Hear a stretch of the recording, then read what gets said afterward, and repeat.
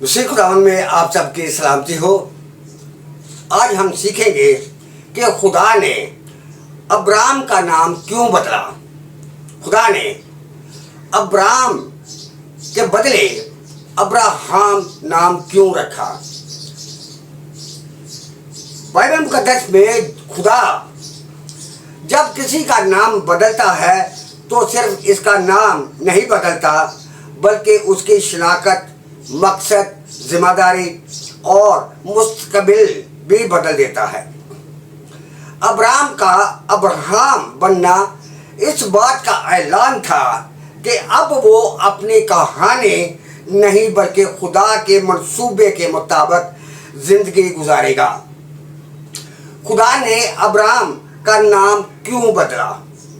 نام صرف پہچان نہیں، تقدیر کا اعلان بھی ہوتا ہے۔ عبرانی ثقافت میں نام صرف پکارنے کے لیے نہیں تھا بلکہ وہ انسان کی شخصیت، کردار، مقصد اور مستقبل کی نمائندگی کرتا تھا۔ ابرام کا مطلب بلند باپ یا معزز باپ ہے۔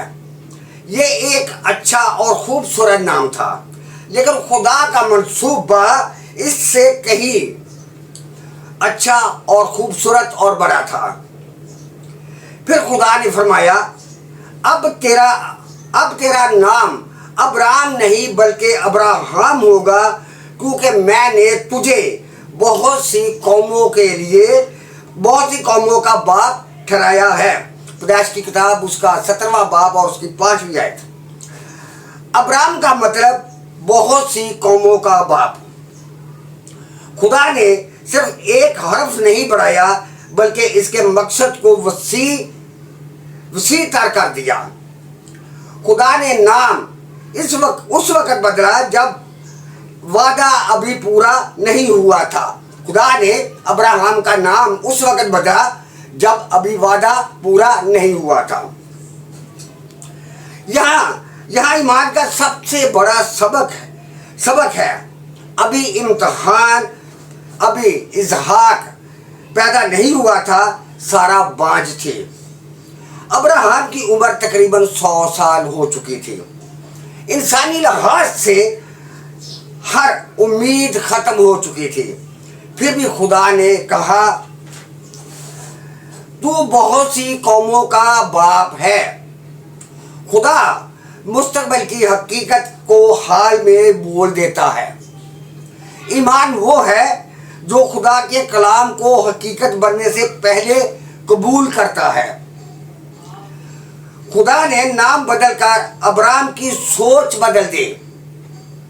جب ہر روز کوئی اسے ابراہم کہہ کر پکارتا ہوگا تو گویا وہ خدا کے وعدے کو دہرا رہا ہوتا تھا۔ یعنی کہ جب بھی کوئی ابراہم کو ابراہم کہہ کر پکارتا تھا تو گویا وہ خدا کے وعدے کو دہرا رہا تھا۔ یعنی کہ وہ صاف کہہ رہا تھا تو قوموں کا باپ ہے۔ جب بھی اس کا نام پکارا جاتا تو ایمان تازہ ہوتا تھا۔ خدا جانتا تھا کہ اگر سوچ بدل جائے تو زندگی بھی بدل جاتی ہے۔ اس لیے خدا پہلے انسان کو اندر سے بدلتا ہے، پھر باہر کے حالات خود ہی بدل جاتے ہیں۔ خدا نے صرف ابرام کا نام نہیں بدلا بلکہ اس کی بیوی سارہ کا نام بھی بدل دیا۔ ساری کے معنی شہزادی، میری شہزادی، میری ملکہ، میری سرداری ہے۔ سارہ کے معنی شہزادی، ملکہ اور سردارنی ہے۔ یہ نام وسیع مفہوم رکھتا ہے۔ اب وہ صرف ایک شخص نہیں بلکہ بہت سی قوموں کی شہزادی، ملکہ اور سردارنی بننے والی تھی۔ پیدائش کی کتاب اس کا 17واں باب اس کی 15ویں اور 16ویں آیت میں لکھا ہے، اور خدا نے ابراہم سے کہا کہ ساری جو تیری بیوی ہے سو اس کو ساری ना पुकारना। ये भी काबिल गौर बात है। सारी का नाम बदलकर सारा रखा गया क्योंकि खुदा का मंसूबा सिर्फ एक शख्स के लिए नहीं होता या एक फर्द के लिए नहीं होता।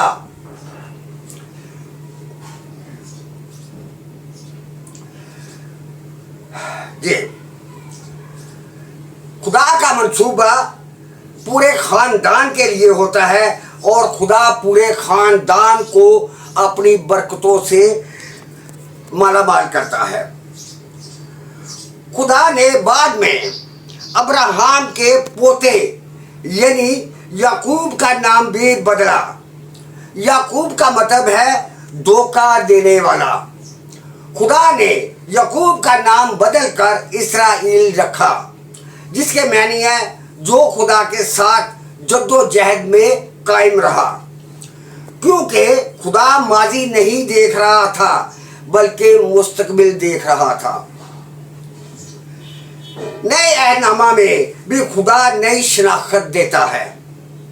जिस तरह खुदा ने अब्राहम का नाम बदलकर अब्राहम रखा, इसी तरह नए अहदनामा में भी खुदा अपने लोगों को एक नई शनाख्त देता है। नजात गुनाहों की माफ़ी नहीं, बल्कि एक नई हस्ती, नई पहचान और नई जिंदगी है। दूसरा क्रंथियो 5:17। इसलिए अगर कोई मसीह में है तो वो नया मखलूक है, पुरानी चीजें जाती रही, देखो वो नई हो गई। यूहन्ना की इंजील उसका पहला बाब उसकी 12वीं आयत में लिखा है, लेकिन जितनों ने उसे कबूल किया उसने उन्हें खुदा के फर्जंद बनने का हक बख्शा, यानी उन्हें जो उसके नाम पर ईमान लाते हैं। खुदा ने अब्राहम का नाम इसलिए नहीं बदला कि खुदा को यह नाम पसंद नहीं था। ये इसलिए अब्राहम नाम रखा कि ये खुदा को बहुत पसंद था। खुदा ने इस नाम को इसलिए बदला क्योंकि खुदा अब्राहम की सोच, ईमान, शनाख्त, मकसद, जिम्मेदारी और मुस्तकबिल को बदलना चाहता था। खुदा आपके माजी से नहीं, अपने मकसद से पहचानता है। खुदा आपके पुराने गुनाह नहीं बल्कि आपकी नई शनाख्त देखता है।